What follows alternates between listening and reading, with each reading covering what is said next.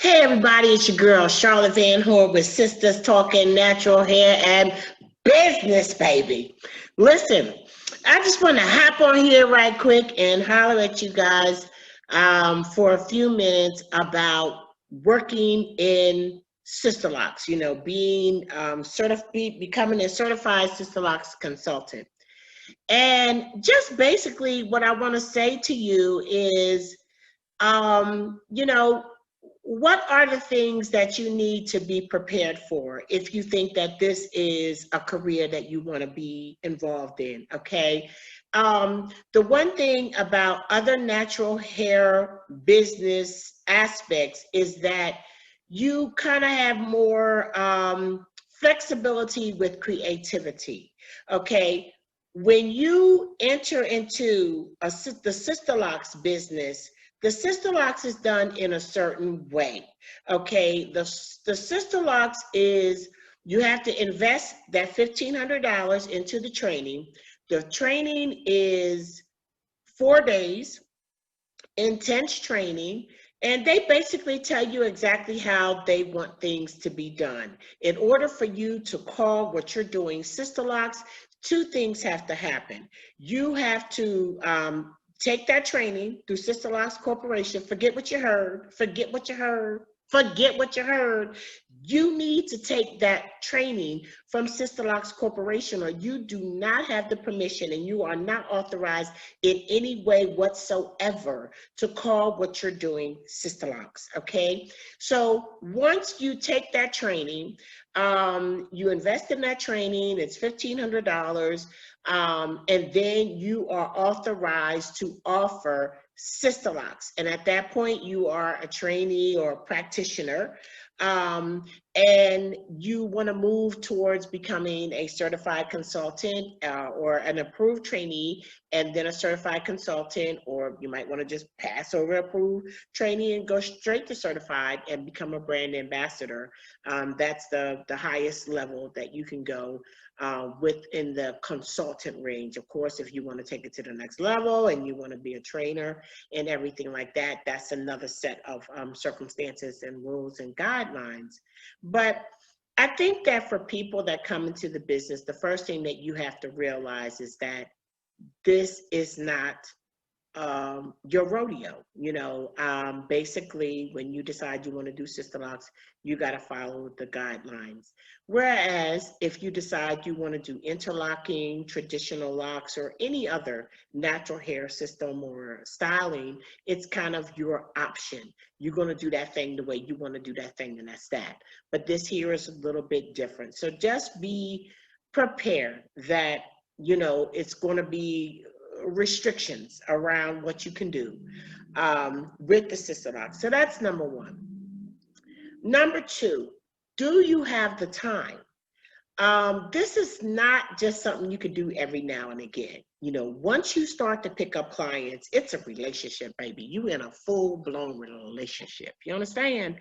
And it's not like, okay, I can sell somebody this today and then I may not have to, deal with them for another 2 years or whatever. They'll come back if they need to be renewed. No, no, no.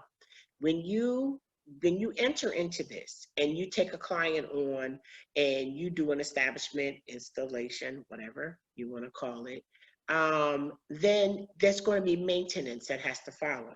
So for every client that you get comes a relationship with that client, and people stay on a certain schedule, which is a little different than other types of natural hair businesses where people may come in. Say if you do braids and extensions or styling of other kinds, people may come in and then they may not. They may decide that they want extensions, for May, June, and July, and then decide they want to give their hair a rest for August, September, and November. It's not like that.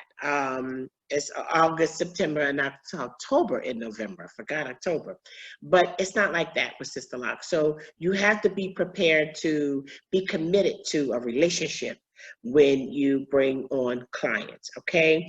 Not only that, when you do a client and you start to do maintenance on their hair, I would say that maintenance on a particular client's hair is going to take anywhere from 2 to 4 hours. And so there's only so many of those that you can do in a day. So you need to be prepared to calculate how many clients you can reasonably serve well without having a messed up schedule, without having people waiting on you for their appointments. So you have to be able to calculate, okay, I'm doing this many clients. How reasonable is it that the time that I have that I can actually service these clients? For example, if you're still working full time, how are you going to have 10 clients, like right away? So how are you going to serve those clients if your day is committed to another business from, say, 6 a.m., if you include commute, 6 a.m. to 6 p.m. sometime?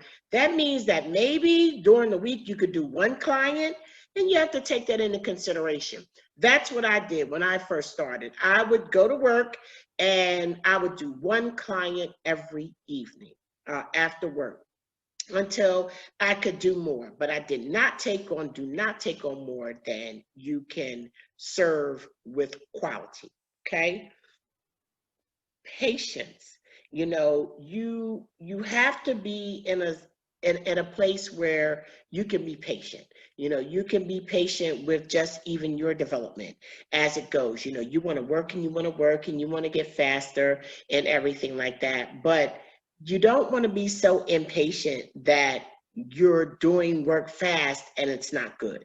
So be patient with yourself and just work on your skills, and don't let people tell you how fast you're supposed to be. You do the best you can until you get better and better and better. But it's patience, and you have to be patient too with people.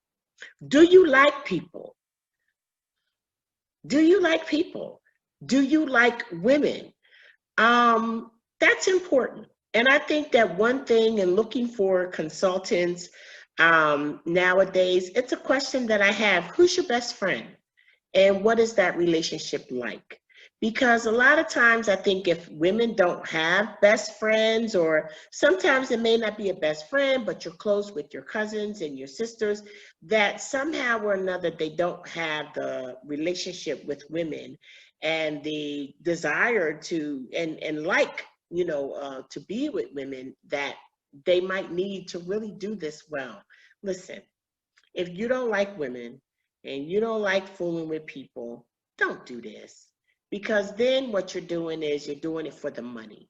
And when you do it for the money and it's strictly for the money, it's hard to hide that sometimes. And no client deserves to feel like you really don't want to be bothered with them. And I'll just be completely transparent. That was my first consultant.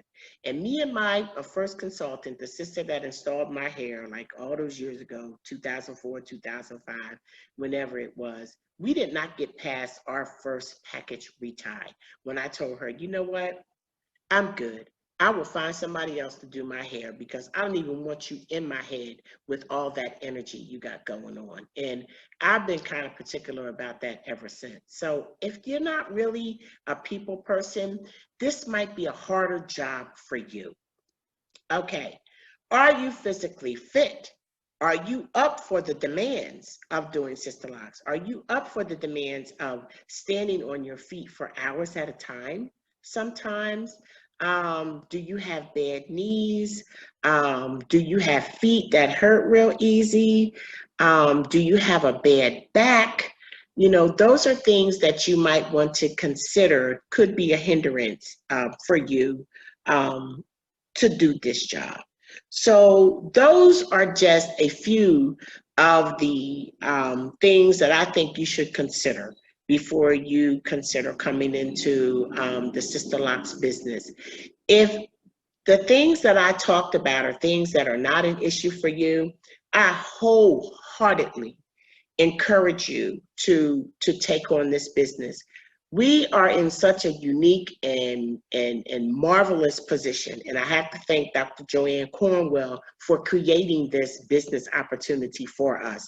Believe me, there are not enough consultants to go around. You will never go hungry, but the competition can be stiff.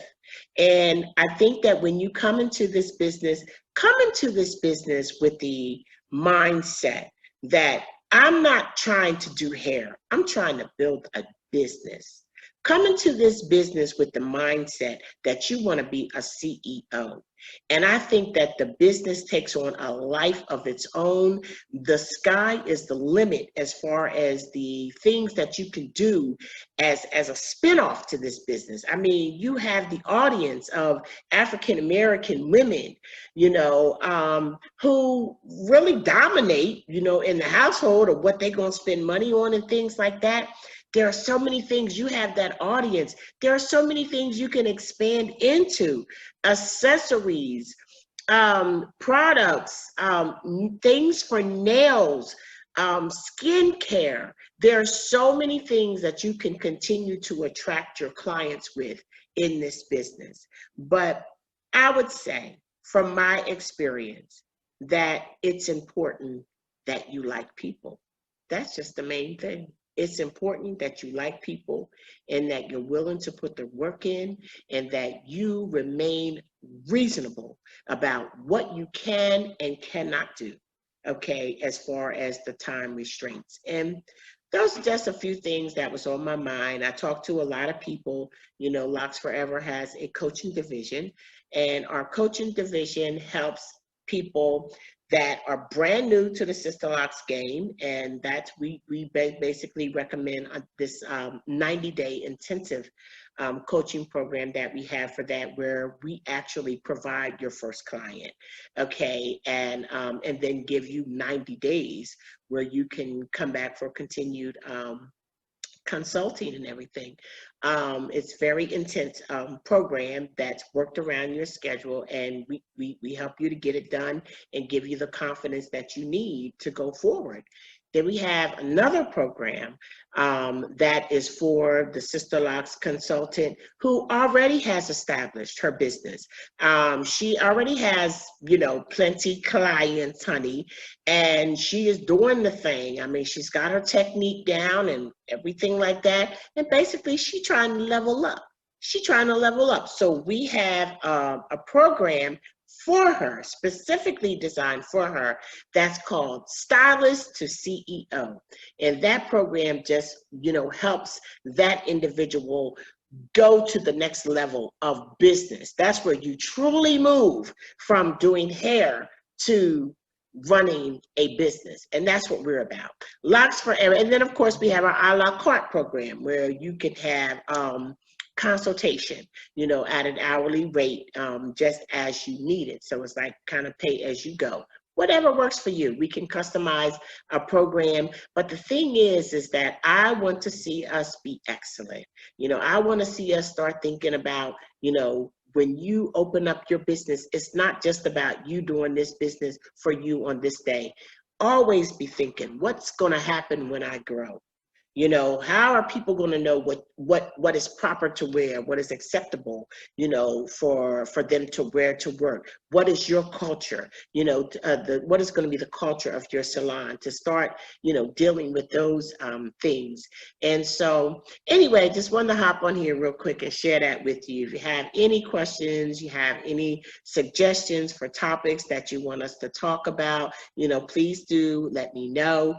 In the meantime, I just want to thank my main man, Daryl Spears, Elite Conversations Live Talk Radio, because he produces this podcast, and I'm extremely grateful for him in doing that, because he does an excellent job.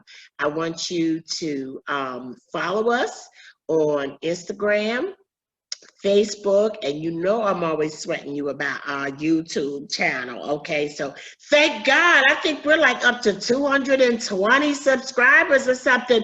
Hello, yay! So, just keep subscribing, and we're going to continue to keep adding content. And so that's very exciting. So thank you so much for your support. As always, love your locks, love your looks, love yourself. And this is Charlotte Van Horn, Sisters Talking Natural Hair and Business. I'll see you guys later. Thank you.